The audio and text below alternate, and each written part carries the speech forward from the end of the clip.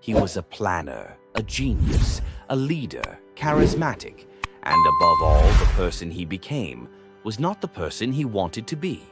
He wanted to be a painter, to make the world feel his artworks, but his hands held a gun, and then an era burned to ashes in the fire of his revenge. You might feel this is an exaggeration, but it's a reality that the world we live in today is marked by the shadow of his fear. From the atomic bomb to aerial waves, everything was prepared. Who was Hitler, and why is today's world marked by his fear? Story of this contradictory character from history. It's September 28, 1918, and World War I is ending. 188 kilometers from Paris, there is a small town called Marquing. Here, a young German soldier is in the sights of a British soldier who can either let him go or kill him.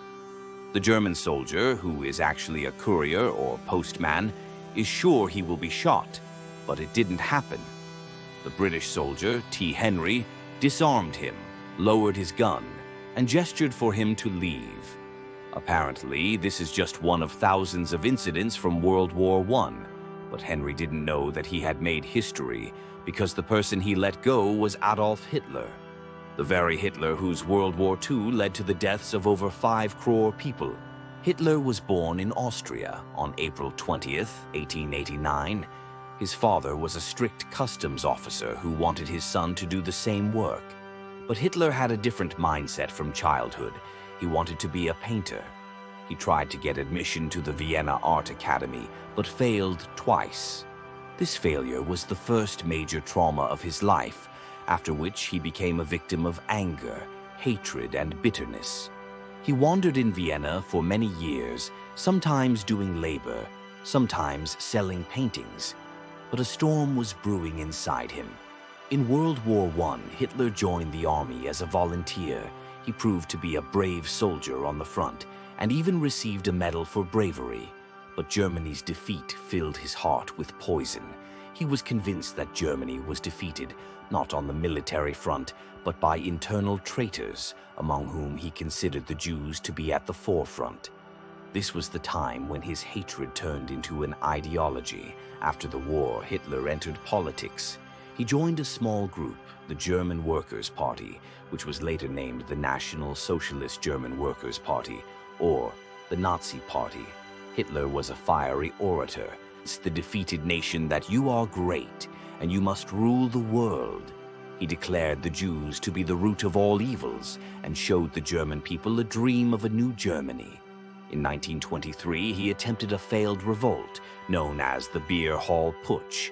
He was arrested and put in jail.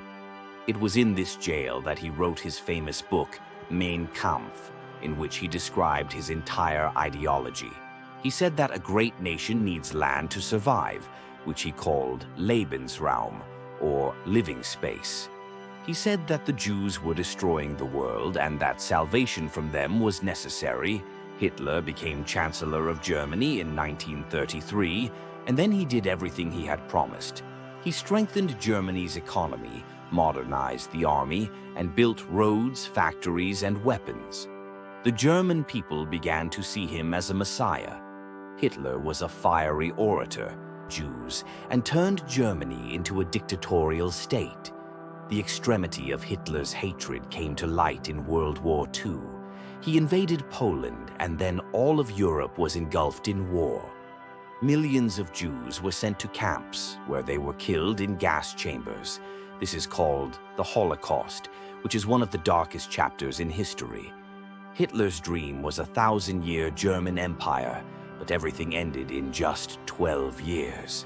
In 1945, when the Russian army reached near Berlin, Hitler committed suicide in his bunker. With his death, the chapter of Nazi Germany closed. Hitler was a contradictory character.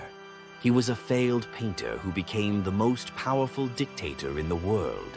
He was a person who gave his nation a climax and then pushed it into destruction.